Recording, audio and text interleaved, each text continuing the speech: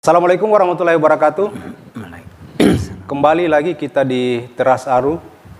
Kali ini kita akan bincang-bincang dengan salah seorang dosen di Fakultas Ilmu Sosial dan Ilmu Politik. Beliau sebagai tenaga pengajar di program studi akuntansi. Saya sapa beliau. Selamat datang di Teras Aru. Selamat datang, Pak. Ya. Beliau ini Pak Suryanto, ya Pak Suryanto. Sejak kapan ya Anda menyukai jurusan akuntansi? Jadi bagi saya sebenarnya pengenalan terhadap akuntansi itu mulai sejak SMA ya. Sejak SMA. Ya, pada saat kelas 2 belum, itu kelas 2 saya arahnya malah ke sains, fisika, kimia begitu. Ya. Nanti pada saat kelas 3, karena di sana sudah mulai dikenalkan mata pelajaran akuntansi, kebetulan pas pembagian itu saya lebih memilihnya ke kelompok IPS.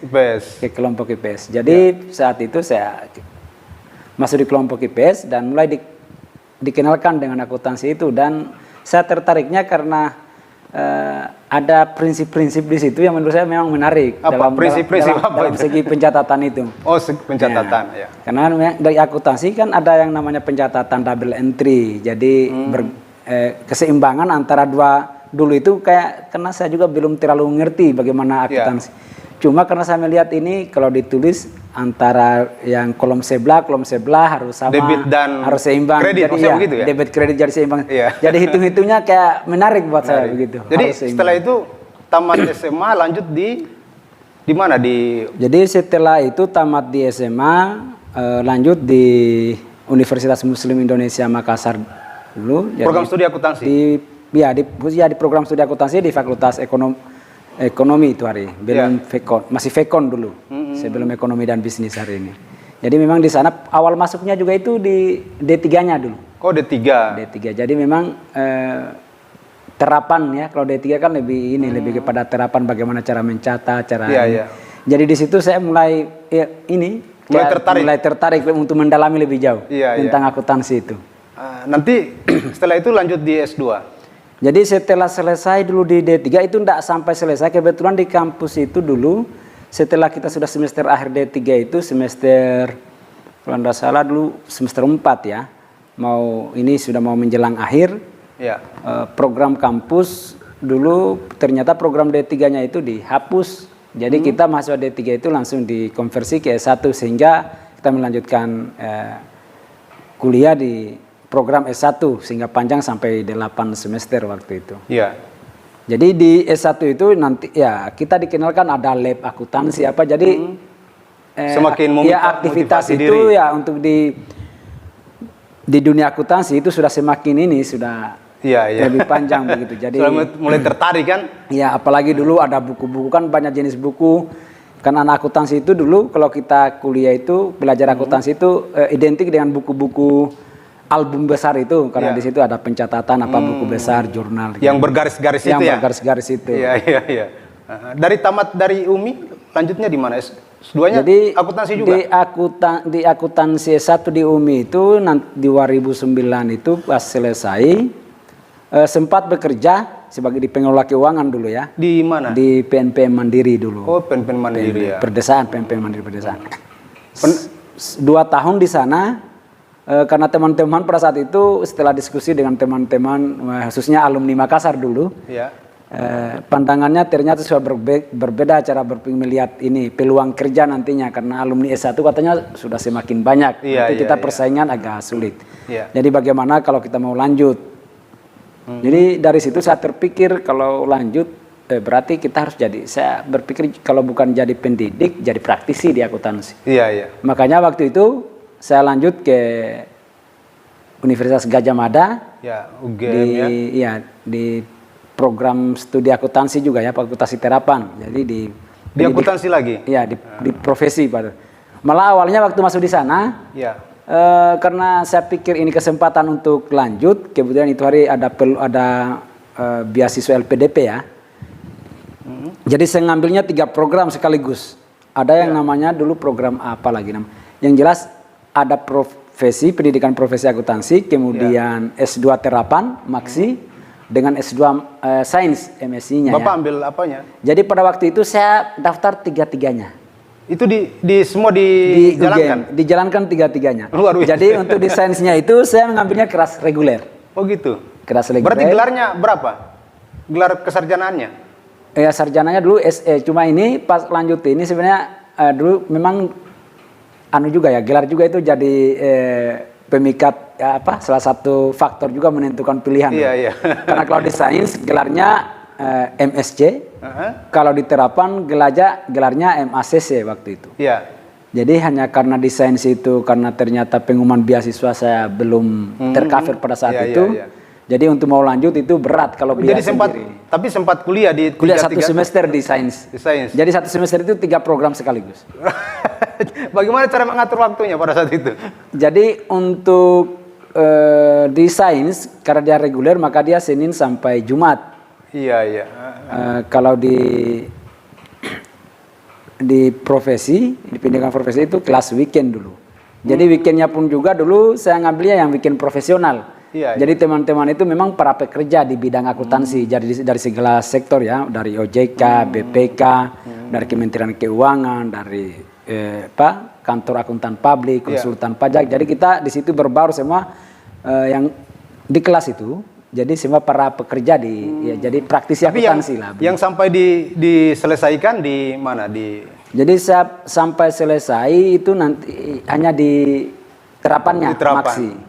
Karena itu tadi di sainsnya tidak bisa lanjut karena karena kita tidak tercover waktu itu. Nanti disuruh katanya semester berikutnya tapi sudah tidak kuat kalau bayar sendiri. Apalagi kita anak desa ya. Iya, apalagi kita dari desa yang kemudian kampung, masuk kota ya tentunya ya harus kita perhitungkan dari aspek pembiayaan ya. Seberapa pentingkah sebenarnya akuntansi itu buat Bapak ya? Untuk dunia ilmu akuntansi itu ya secara pribadi, kalau untuk saya pribadi sejaknya tadi dari awal mengenal akuntansi itu sangat penting. Kalau buat secara pribadi sangat penting karena kenapa dalam kehidupan kita itu kita tidak akan bisa luput dari yang namanya akuntansi. Pengeluaran harus kasih itu mengeluarkan uang, menerima uang. Nah di akuntansi ternyata fokus aktivitasnya itu di situ. Mencatat berapa pengeluaran, mencatat berapa pemasukan, kemudian bisa perencanaan keuangan untuk satu periode waktu tertentu. Jadi ini memang dulu saya tertariknya di situ. Jadi kemampuan keuangannya kita untuk kita punya aktivitas selama satu periode tertentu ke depan itu bisa kita manage di awal sebelum. Untuk organisasi sendiri seberapa pentingnya? Khususnya untuk dunia swasta. Kalau dalam dunia organisasi itu sangat penting karena dalam perencanaan untuk memastikan keberlangsungan hidup organisasi memang itu sangat penting kedudukan akuntansi. Karena tadi untuk dari perencanaan anggarannya bagaimana kemampuan perusahaan untuk membiayai aktivitas operasinya untuk selama 1 tahun atau 2 tahun sampai 5 tahun ke depan. Iya, iya.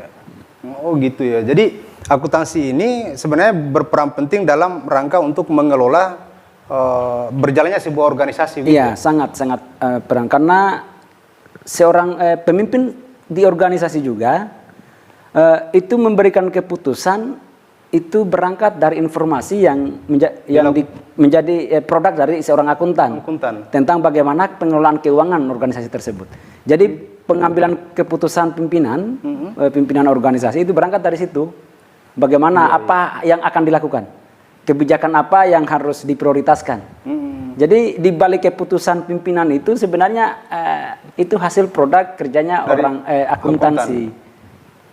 Jadi memang dalam organisasi itu akuntan ini sudah memperhitungkan berapa misalnya jumlah sumber daya yang dibutuhkan, berapa produksi yang dibutuhkan. Ini sudah termasuk di dalam semua. Iya, sudah termasuk dalam perencanaannya itu. Bahkan jauh dari itu apa yang kita miliki hari ini itu bisa kita hitung nanti di akhir tahun ini nilai yang kita milik atau aset yang kita miliki itu sisa berapa. Kan ada nanti ada namanya aset itu di akuntansi itu ada namanya penurunan nilai seperti yang kita kenal di masyarakat umum. Kalau kita sudah pakai barang-barang itu misalnya kita beli mobil hari ini 100 juta, tahun depan kan paling tinggal 75 atau 80. Barang susut gitu ya. Penyusutan aset itu. Jadi akuntansi bisa memberikan kepastian nilai mengenai aset yang kita miliki hari ini. Kedepannya seperti apa, peluangnya itu bagaimana? Jadi akuntansi ini memang dibutuhkan baik dalam dunia bisnis maupun dalam lembaga pemerintahan. Iya, lembaga pemerintahan pun juga seperti itu, karena untuk mengkalkulasi di awal perencanaan itu dari penyusunan APBN, APBD memang itu kekuatan pendapatan pemerintah dalam satu periode mendatang itu berapa, nanti akan dibandingkan dengan rencana program yang akan dilakukan. Jadi rencana anggaran belanja itu nanti akan menentukan apakah kekuatan kemampuan kita dalam pendapatan 1 tahun ke depan itu berimbang atau tidak. Jadi sebenarnya akuntan ini menghitung berapa sebenarnya potensi pendapatan sebuah lembaga pemerintahan. Ya.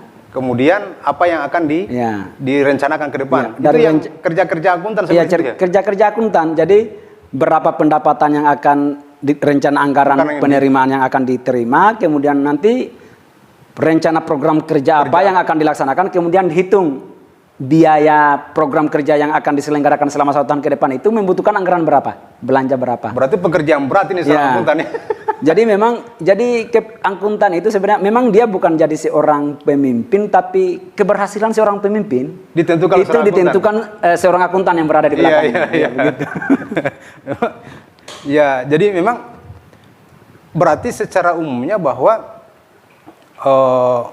masa depan sebuah organisasi, baik dalam organisasi bisnis maupun di lembaga pemerintahan, itu sangat tergantung sejauh mana seorang akuntan memperhitungkan bagaimana sumber-sumber pendapatan yang dimiliki oleh sebuah organisasi itu sendiri. Iya. Jadi semua potensi sumber daya yang dimiliki, yang kemudian untuk nanti apakah sumber daya itu masih memiliki potensi untuk memberi manfaat masa depan, atau sumber daya yang mana nilai manfaatnya sudah habis dikonsumsi, itu seorang akuntan itu dia bisa memilah itu. Berarti, ini nilai manfaatnya habis, ini masa manfaatnya tinggal berapa tahun, atau ini masih perlu ada pembaharuan supaya nilai manfaatnya bisa panjang. Misalnya gini, panjang. Potensi pendapatan untuk sebuah daerah dari sektor pertambangan. Ya. Ini seorang akuntan sudah bisa hitung, misalnya 1 tahun ke depan potensi pertambangan kita sampai menghasilkan seperti ini. 2 tahun ke depan ini sudah tidak bisa lagi mendapatkan keuntungan. Itu bisa dihitung oleh seorang akuntan. Untuk secara pasti kalau di akuntansi itu kan kalau untuk melihat peluang itu kan melihat dari grafik yang ada, potensi keuangan, potensi pendapatan sebelumnya di periode-periode kemudian dihitung.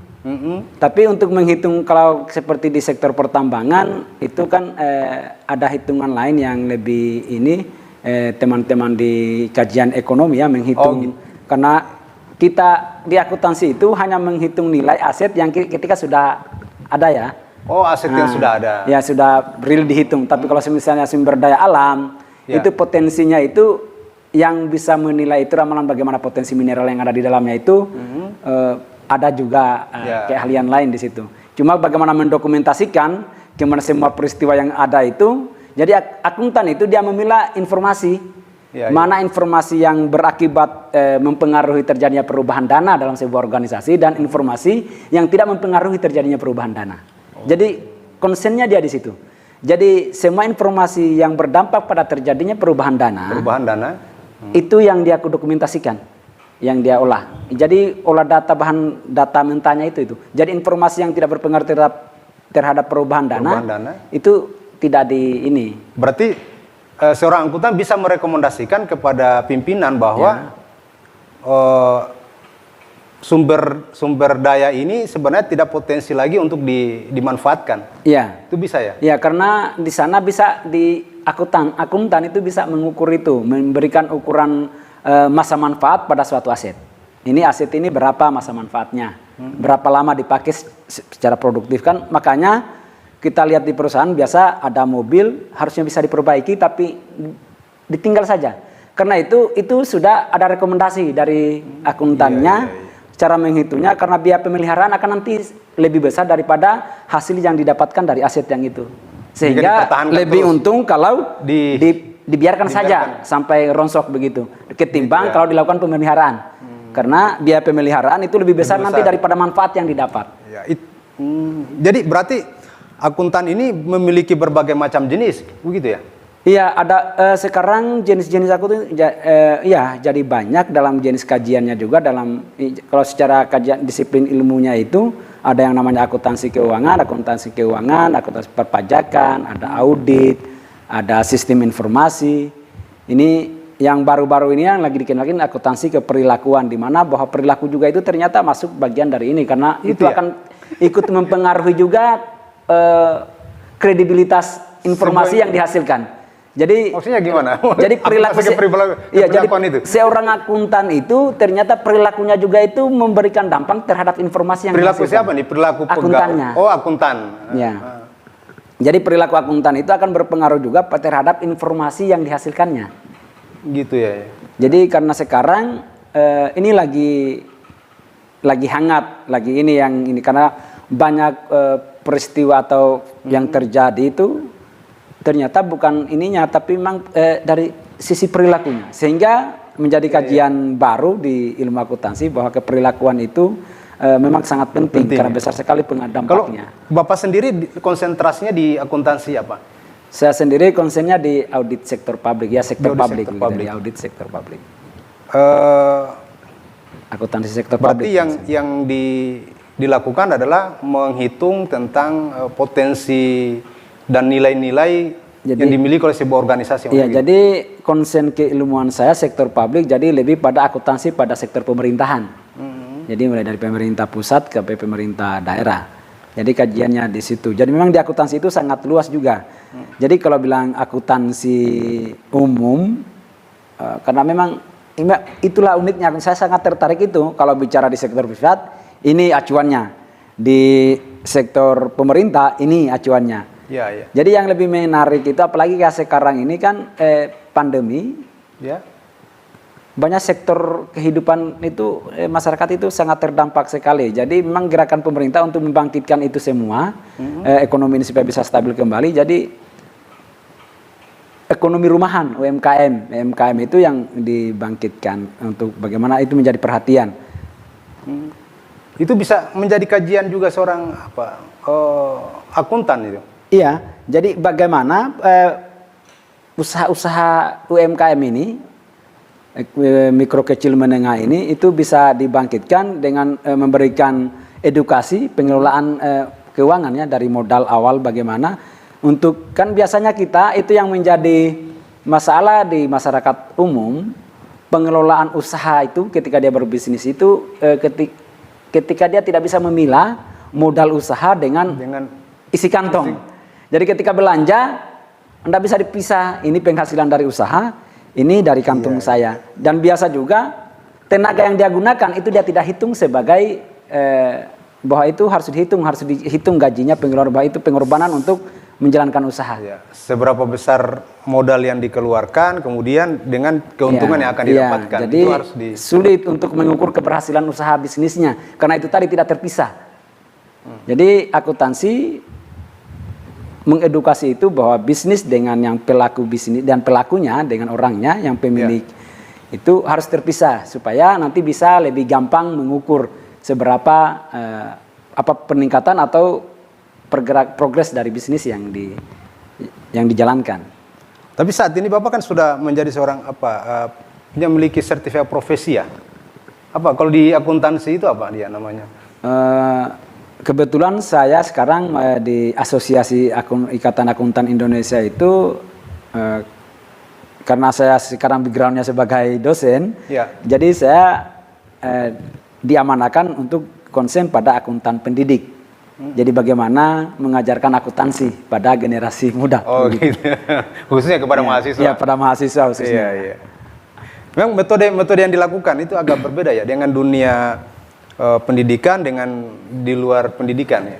Itu beda. Ya, kalau di dunia pendidikan kita mengenalkan perubahan-perubahan yang terjadi di dunia akuntansi, misalkan perubahan standar, apalagi sekarang ini untuk dunia internasional, jadi para penggiat akuntansi di seluruh dunia lagi berusaha untuk menyamakan persepsi untuk nantinya tujuannya untuk membuat satu acuan untuk dipakai untuk seluruh dunia. Nanti kita mengacu yang namanya standar Ada tunggal. Standar tunggal. Standar tunggal. Makanya sekarang Standar tunggal untuk metode pembelajaran akuntansi, maksudnya gitu? Untuk perlakuan akuntansi mulai dari penilaian, pengukuran, pengungkapan sampai dengan penyajian di laporan keuangannya nanti. Jadi nantinya harapannya ini yang perlu, ini tugasnya kami sebagai akuntan pendidik kepada mahasiswa agar nantinya kami sampaikan ke mahasiswa bahwa nantinya ilmu yang mereka dapatkan itu tidak hanya bisa diterapkan di sini saja atau bahkan di Indonesia saja. Bahkan mereka punya potensi, punya peluang untuk menjadi akuntan di negara-negara lain. Karena nanti standarnya sama saja. Jadi bagaimana cara mengukur, cara menilai, mengungkap, menyajikan yang ada di Indonesia itu juga sama dengan apa yang diterapkan di negara-negara lain nantinya. Iya, jadi setiap tahun itu ada perubahan-perubahan standar, ya, itu yang kita coba ini. Ketika ada perubahan itu yang kita kenalkan ke mahasiswa. Untuk kegiatan akuntan sendiri, prosesnya mulai dari mana dia? Jadi itu kalau siklus dari akuntansi itu mulai dari pengidentifikasian. Pengidentifikasian peristiwa. Tadi saya sampaikan di awal bahwa dalam kesehariannya kita itu banyak peristiwa yang terjadi, peristiwa ekonomi yang terjadi. Iya, iya. Nah, akuntansi tadi awal prosesnya itu mengidentifikasi mana peristiwa yang menyebabkan terjadinya perubahan dana dengan tidak. Jadi yang menjadi fokusnya itu peristiwa-peristiwa yang berdampak pada terjadinya perubahan dana. Ketika sudah terpilah, kemudian didokumentasikan, dilakukan pencatatan. Itu ada yang dikenal, ada jurnal umum, nanti diposting atau dipindah bukukan ke buku besar, dan lanjutnya nanti dibuat penyesuaian sampai nanti tersusunnya laporan keuangan, mulai dari laba rugi dan lain-lainnya itu. Sampai pada pelaporan ya? Ya, ini yang kemudian dibutuhkan oleh seorang pimpinan sebelum ya, jadi produk akhirnya tadi, itu yang dibilang laporan keuangan perusahaan, itu yang menjadi dasar seorang pimpinan untuk mengambil sebuah kebijakan. Ya. Oke, baik ya. Saya kira bincang-bincang kita dengan Bapak Suryanto ya, kita cukupkan. Yang pasti bahwa akuntansi sangat penting dalam dunia organisasi bisnis maupun di lembaga pemerintahan, karena ini sangat bermanfaat bagi sebuah organisasi dalam hal untuk pengambilan keputusan. Demikian. Assalamualaikum warahmatullahi wabarakatuh.